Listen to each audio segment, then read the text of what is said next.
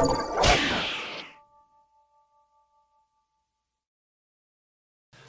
this tutorial, I'll show you how to create realistic muzzle flashes using BCC filters in Adobe After Effects. Hey, here I am in After Effects, and this is the finished result.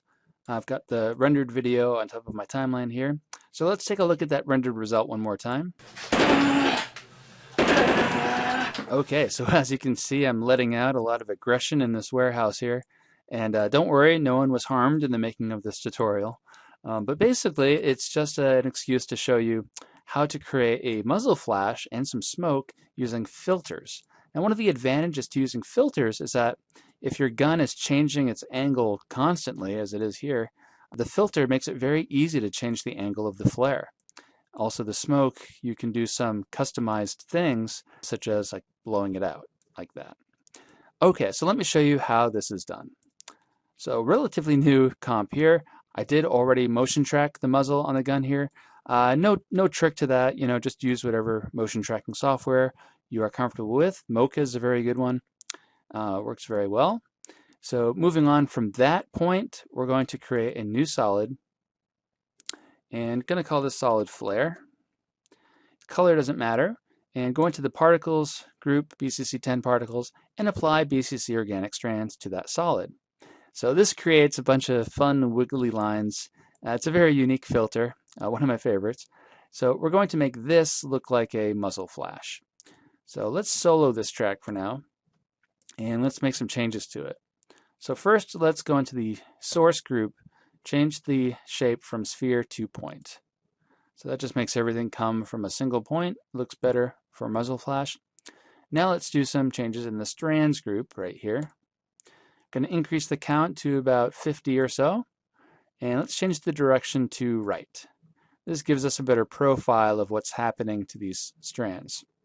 Okay, the spread is a little bit much for this gun, so bring that down, brings all the strands together.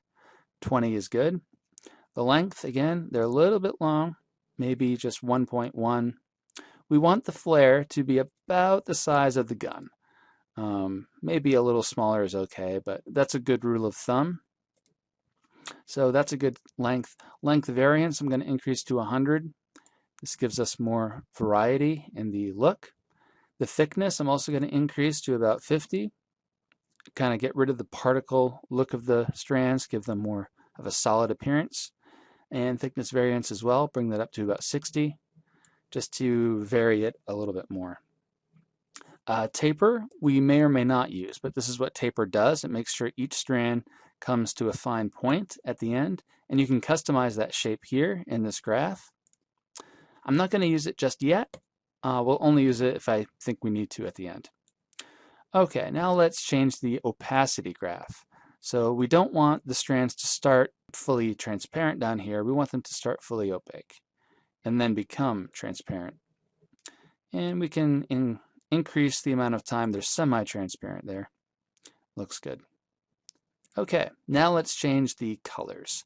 Now there's a lot you can do here. You have a whole color band to work with.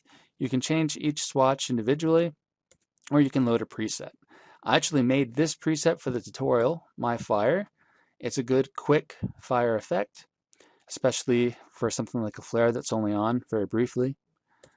And now let's move on from the strands group. So we're done here for now. Okay, now let's go into the organic noise. So the movement that the strands are doing is all controlled in this group, organic noise. First, let's increase the auto evolve speed to like 200. This will guarantee that the flare looks quite different every time we see it. And let's change the noise character. Smooth is default, looks okay. I think spiky works a lot better for this type of effect. Looks a little bit more chaotic, more like sparks. Lumpy also looks really good. Kind of looks more like fire when it's in motion. But spiky is the one I used in the demo. And that's all we have to do in this group. Now let's go to the particles group, and this is where the magic happens. So first, let's bring down the opacity.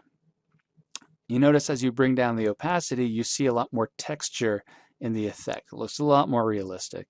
And let's also change the transfer mode from add to screen. Again, it gives us a little bit more texture to work with. So that looks pretty good. Now, I'm not really happy with these blurs though. They're just kind of uncharacteristic. So we're going to change the image from blur to image collection, and this gives us a whole lot of options here. A lot of these look great. Cloud white is a really good one. Mist white is also really good, a little bit smoother than the other one. Real smoke looks pretty good, gives you a lot more of a granule look to it. The one I chose before is noise blurs white, and I'm going to stick with it again. I feel like it gives a sort of mix of spark and smoke at the same time, which I think works really well. Okay, so if you wanted to fine-tune the opacity and transfer mode again, you could. You have this transfer composite mix, which lets you kind of back off the transfer mode. Okay, so now that I see how the flare looks, I think it looks pretty good. You have a little bit of its own smoke, what looks like smoke there. Again, if you go back into strands and you want to change the opacity along the length of the strand, you can do that.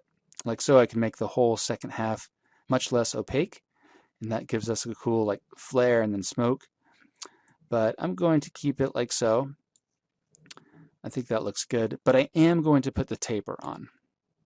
So that kind of does the same thing, makes it taper off like a flame naturally would. I'm not going to change the shape of the taper. I think this is pretty good.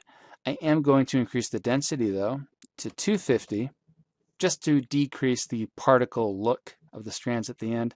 And I'm going to increase the length just a little bit to compensate for that. So 1.3 is good. Okay, so that is the flare. Now it looks great on its own. We have to make sure it looks good on the footage too. Obviously this is not going to do. So we'll change the transfer mode to screen when we're really done at the end. But for now, going to keep it normal so we can see what we're doing. So now we need to move this flare around and make it match the motion of the gun. So part of that work was done for us by motion tracking. So to link these two up, I'm going to go into the transform group, animate center X, Y. I'm also going to animate rotation X, Y, and Z. Hit U to reveal that parameter in the timeline. So Alt click on the stopwatch next to center X, Y, and then grab this pick whip here and link it to the nulls position. So that will match my motion track perfectly. Looks good. And now we just have to rotoscope the angle so the flare looks like it's in line with the gun. And you don't have to do this frame by frame. Depends on your footage, of course, and just make sure you kind of hit the high points of the motion. So on this one, it's pretty static, it's pretty profile the whole time, only a slight dip in angle there. So I only need a couple keyframes for it. Might be a good idea to change this last keyframe to a hold keyframe, just so you don't have to worry about it and you can just pick up where you left off right here. Just maybe create a new one like so as you need it. And there's really not a lot to change right there. And here we go. So this is where I'm aimed at the camera. So to compensate for that, I would just change the rotate Y so the flare's coming right at us, and maybe change the rotate Z so it looks right too. But then of course we'd take that off the hold keyframe. Okay, so this is basically it. You can fine tune the timing a bit so it keeps up with your footage.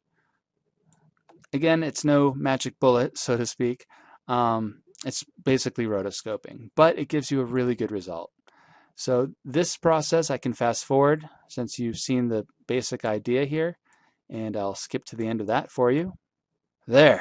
Okay, so I've finally finished rotoscoping the angle of the flare so it matches the movement of the gun, and it looks pretty good.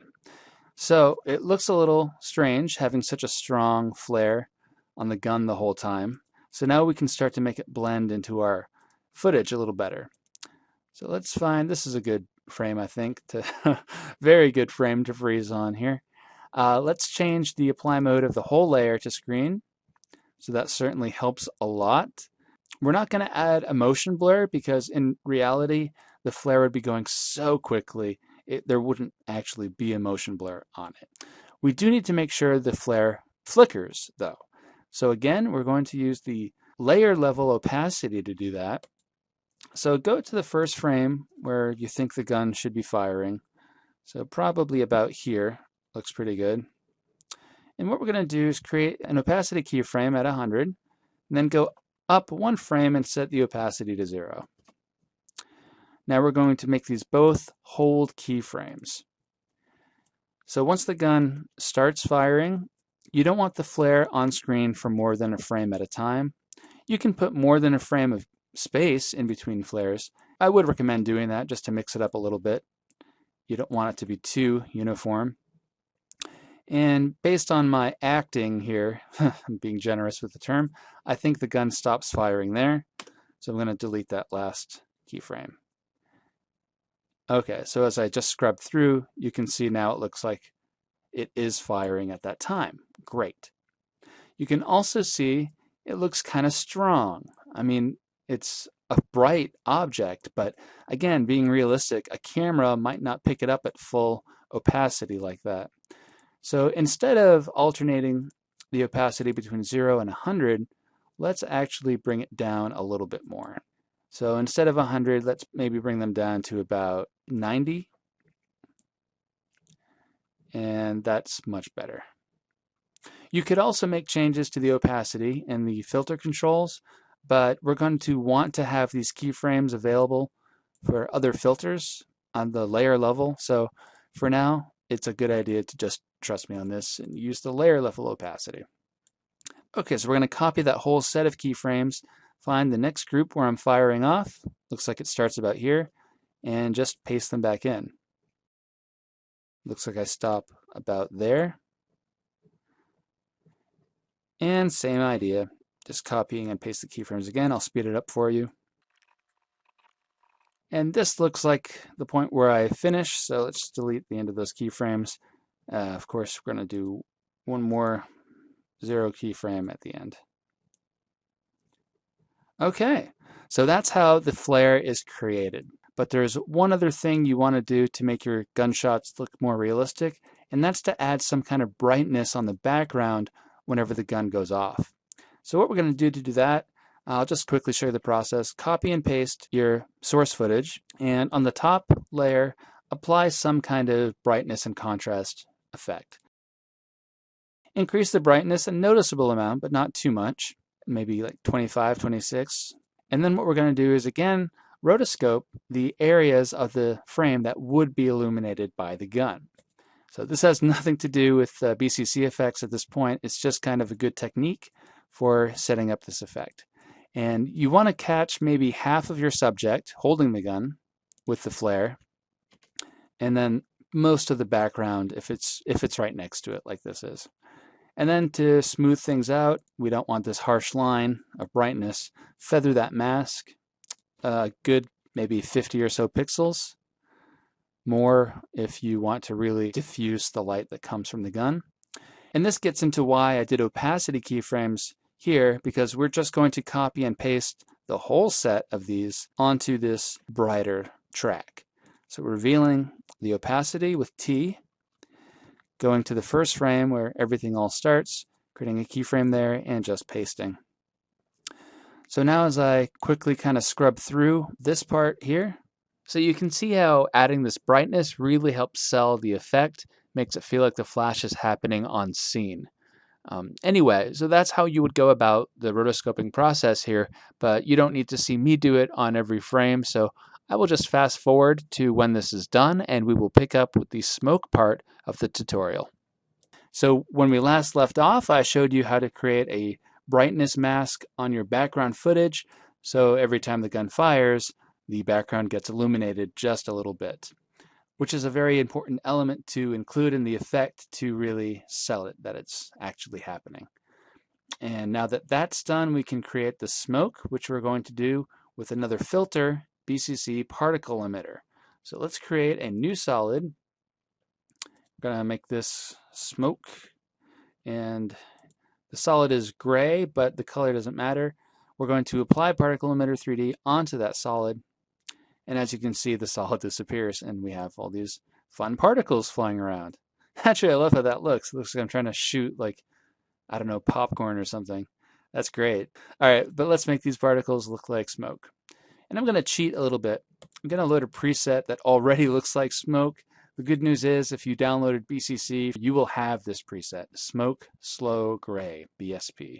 So just apply that. It already looks like smoke. Looks like a smoke stack, though we want to make it look like puffs of smoke. So I'm just going to change a few of the parameters in this filter to do that. First, in the emitter group, we're going to increase the birth rate to about 80. Gives us more to work with. We're going to increase the particle speed to 25. And now it's going everywhere. So let's turn down the particle lifespan to 2 and keeps it more localized. So just like puffs of smoke. We're going to change the emitter shape to point so it all stays on target. And let's also change the lifespan random to about 75. And similarly, the speed random % to about 75. Next, let's turn off gravity and instead use upward motion.